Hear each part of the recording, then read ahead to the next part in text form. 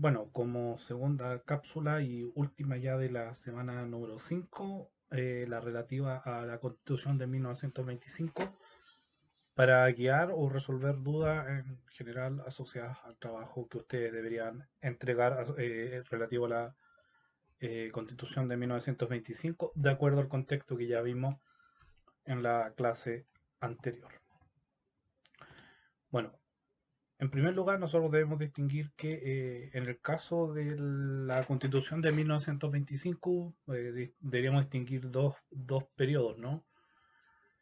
La primera fase, iniciada el 25 con la aprobación de la Constitución y que continúa con la dictadura de Ibáñez, que podríamos denominar como de creación de la nueva institucionalidad, que dura hasta la serie de golpes de Estado, juntas militares, juntas de gobierno existentes entre el 31 y el 32, que finalmente culminan en la segunda presidencia de Alessandri, el año 32 al 38, y que en el fondo terminan con el golpe de Estado y el quiebre institucional del año 1973, donde ya el nuevo régimen de gobierno prácticamente está instalado. ¿Vale? Ese es el conjunto o la época en la cual la constitución de 1925 se instala y está vigente en el país.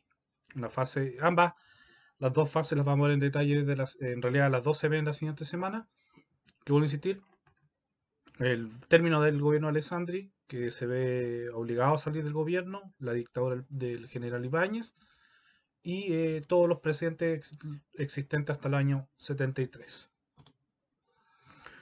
Bueno, ¿cuáles son los grandes tópicos de la Constitución en comparación al anterior? Instalar el presidencialismo, que hemos visto era una de las grandes desafíos e ideas que tenía Alessandri, y también Balmaceda en su minuto. Eliminar los rasgos del parlamentarismo de la Constitución de 1833, separar oficialmente la Iglesia y el Estado. La situación, yo les mencioné que era de hecho prácticamente desde finales del siglo XIX. La inclusión de nuevos derechos sociales, un poco vinculado al contexto internacional. Por ejemplo, la Constitución de Weimar en Alemania está garantizando derechos constitucionales, los mismos las nuevas constituciones existentes en la Europa de posguerra. Y por último también un cambio en el sistema electoral para pasar de un sistema mayoritario a pasar al sistema proporcional, cuestión que también está explicado en un video anterior, y también un cambio en el sistema presidencial para hacerlo mucho más democrático y directo. Esos son los grandes temas. Como estos son los grandes temas, principalmente entonces ha existido la discusión de si fue la constitución de 1925 una nueva constitución o no, ¿cierto? Porque en su mismo preámbulo dice, ¿cierto?, por cuanto la voluntad soberana de la nación, solemnemente manifestada con el plebiscito verificado el 30 de agosto último, ha acordado reformar la constitución política promulgada el 25 de mayo de 1833 y sus modificaciones posteriores, e invocando el nombre de Dios Todopoderoso, ordeno que se promulgue la siguiente como la constitución política de la República de Chile.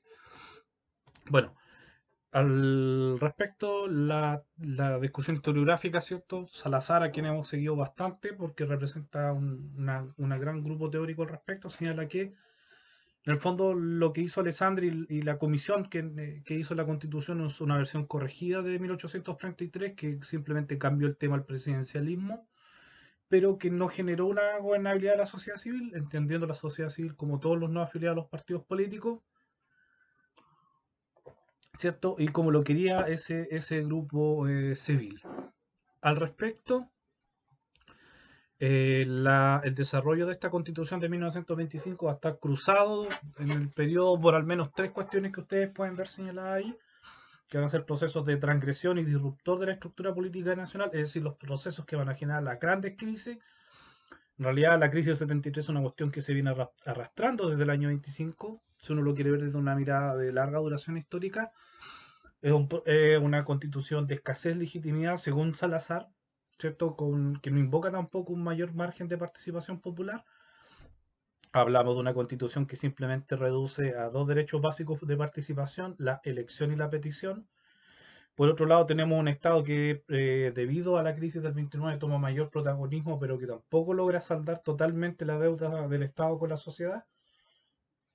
Y cuando la trata de saldar, el Estado cada vez interviene más y va entrando en una espiral de crecimiento incontrolable, pero también dificultoso de cumplir lo que se establecía.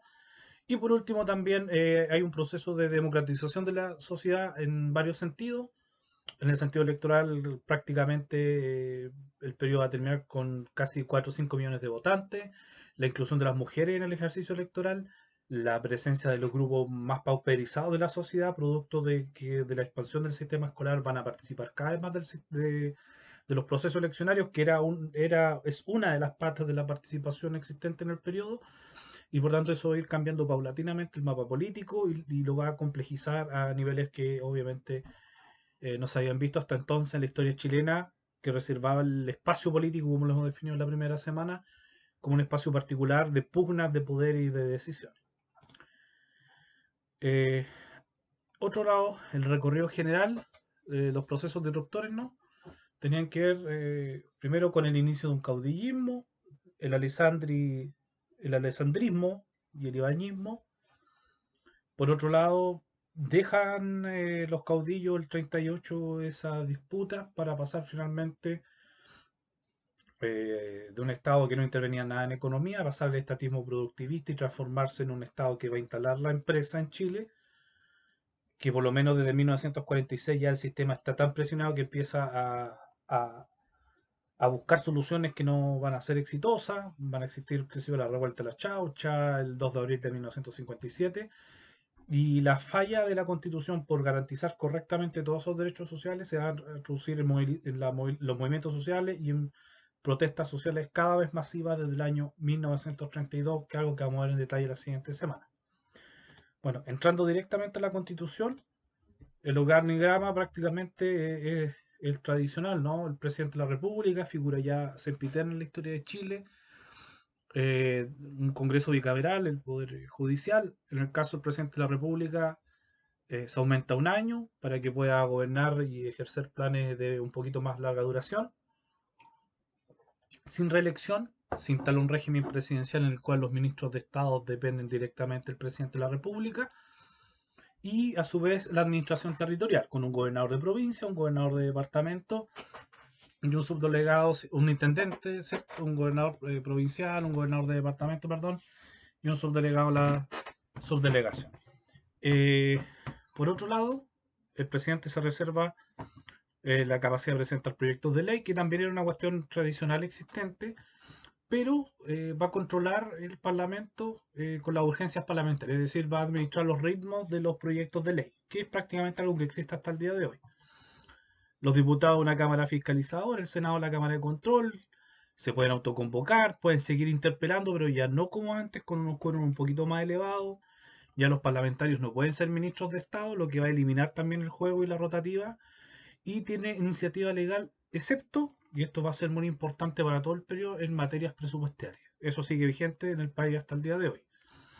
Así, y también se eliminan las leyes periódicas y con eso el presidente de la República ya no puede ser coaccionado por el Parlamento a tomar las determinaciones que el Parlamento quisiese, coartando así, ¿cierto?, el régimen parlamentario de 1833, 1861, 1891, 1924. Estas dos cámaras ya no van a ser electas con criterios mayoritarios, sino con un sistema proporcional representativo, ya visto, con los ciudadanos chilenos con 21 años o más que sepan leer y escribir. Se van a incorporar el 35 la mujer en la vida municipal, el 49 en las parlamentarias, el 52 en las presidenciales, y también con una base de garantías constitucionales donde ahora se incluyen varios derechos sociales como la seguridad social, el trabajo, aportar proporcionalmente las cargas del Estado, el derecho a educación, la propiedad privada pero asociada a un fin social, entre otras cosas. Otra innovación que también va a venir en la Constitución es que el presidente de la República ya se va a elegir de manera directa. Si un candidato no supera el 50% de los votos, lo elige el Congreso en pleno. Producto de la aplicación de todo esto también se da por la existencia de la burocracia, que se va a regir por un estatuto administrativo y una nueva institucionalidad, pero eso queda en veremos porque el estatuto administrativo se va a promulgar en 1930. El Poder Judicial permanece muy similar, con un cambio que es la creación del Tribunal Calificador de Elecciones para evitar los famosos tribunales de olor con el cual fue electo Alessandri en su primer periodo, y el Tribunal Constitucional, que es creado en 1970 para la admisibilidad legal total constitucional de las leyes. Entonces tenemos un presidente de la República que se transforma en independiente respecto al poder legislativo y el poder judicial. Se eliminan instancias como el Consejo de Estado y como la Comisión Conservadora, que ejercían un rol importante en controlar al presidente de la República. Se eliminan todas esas trabas. Los ministros de Estado dependen exclusivamente del presidente. Se reduce la capacidad para hacer interpelaciones y ya no va a existir la incompatibilidad parlamentaria. Por tanto, prácticamente el presidente de la República puede gobernar sin verse constreñido por el poder legislativo. De hecho, aquí el poder ejecutivo gana inclusive una primacía sobre el poder legislativo que tiene que ver con la urgencia, es decir, determina la agenda. Eh, ¿Por qué algunos dicen que este sistema termina por beneficiar a los partidos políticos? Porque el presidente de la República va a provenir de partidos políticos o los pactos políticos con los cuales va a resultar electo y con ellos negocia la agenda. En el detalle, Chile es una república democrática representativa, ya sabemos, ¿cierto?, los derechos para ser considerados ciudadanos, las garantías constitucionales de la igualdad, la conciencia, se separa la iglesia del Estado, que es una cuestión sumamente relevante, la libertad de educación, pero sobre todo se impone el derecho a educación, antes está el de libertad a raíz de la pugna religiosa, el derecho a educación, la proporción y progresión impositiva, Fuerzas Armadas no deliberantes, el derecho a la protección del trabajo y de la seguridad social, es decir, se garantizan algunos derechos sociales de avanzada, pero el problema va a estar en cómo el Estado va a ir cubriendo esos derechos. Esa va a ser una de las principales disputas existentes. Sobre el Poder Ejecutivo, un ciudadano de al menos 30 años, 6 años de mandato, como hemos dicho, se elige directamente. Si alguno no alcanza la mayoría, 50% de los votos decide el Parlamento. Para salir del país requiere permiso del Parlamento. Va a concurrir a la formación de ley y los proyectos de ley y los reglamentos. Recuerden que coloca la urgencia en los proyectos de ley, nombra a los gobernadores, los ministros, lo mismo que los cargos administrativos y sobre todo, ¿cierto?, los proyectos de ley que involucren gastos solamente dependen del presidente de la República. Tiene un poder de veto también, con un tercio en el fondo de la Cámara o 2 tercios. Y en el fondo se le garantiza un gran poder ahora sobre el sistema. En el fondo el mismo poder que antes, pero ahora sin las trabas parlamentarias. Eso va a permitir que los presidentes del periodo deban confiar en el Parlamento de alguna manera para gobernar, generando alianzas políticas. El primer gobierno de Alessandri Palma, los radicales, nombre de partido político, y Cerda, el presidente Río, González Videla, los entre comillas independientes, que finalmente tuvieron que ser apoyados de todos modos por partidos políticos, Ibáñez del Campo y Alessandro Rodríguez, hijo del León, Fray Montalva, demócrata cristiano, y Allende Salvador Allende por la Unidad Popular. El presidente de la República aquí va a tener un papel muy importante en el sistema porque va a ser la clave del sistema y es el pivote que negocia con los partidos políticos el entendimiento Congreso-Presidente. ¿Cuál va a ser el principal mecanismo de intercambio? Los cargos públicos, los cargos administrativos, la maquinaria estatal. Ese es lo nuevo en el sistema y que permite negociar sin la intervención existente como control oligárquico del Estado según el periodo anterior. Y por último, el Poder Legislativo, con un Senado y una Cámara de Diputados, que se puede convocar de manera autónoma, más allá de la fecha de sesiones, pueden enajenar bienes del Estado, por una ley se puede aprobar impuestos, suprimir empleos públicos, fijar estado de sitio, nuevas instituciones, etc. Es decir, tiene todavía muchas atribuciones. Ahora, lo básico es que se eliminan las leyes periódicas. Si el presupuesto no está aprobado, se entiende que el anterior y el presentado por el Ejecutivo es el vigente. No puede inventar nuevos cargos. En el fondo no puede cargar al Estado de nuevas ataduras y de cuestiones fiscales porque eso es materia exclusiva del presidente de la República, que es quizá el principal rasgo de esta constitución. Por eso, lo que muchos sostienen, ¿no?, es que esta constitución es una reforma de la de 1833, en la cual se le quitan las trabas al Parlamento para controlar el Ejecutivo, volviendo a la tesis presidencialista, ¿no?, que era la tesis original de la creación de esa constitución, supuestamente según Diego Portales.